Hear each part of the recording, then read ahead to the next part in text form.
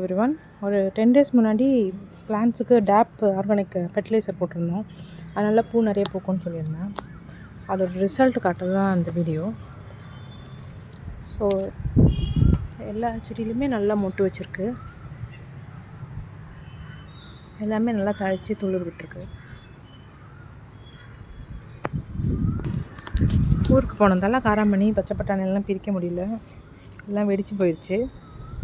இந்த பூவும் பிக்க முடியல. அழகாக குட்டி குட்டி பட்டன் ரோஸ் இது. இந்த பூவெல்லாம் நேற்றே பூத்துருக்கு.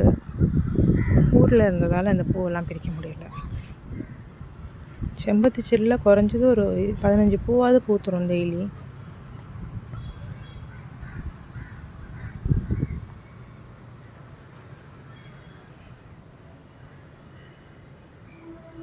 இந்த மாதிரி கார்டனிங் டிப்ஸ் உங்களுக்கு வேணும்னா சேனலை லைக் பண்ணிக்கோங்க, கமெண்ட் பண்ணுங்கள். தேங்க்ஸ் ஃபார் வாட்சிங்.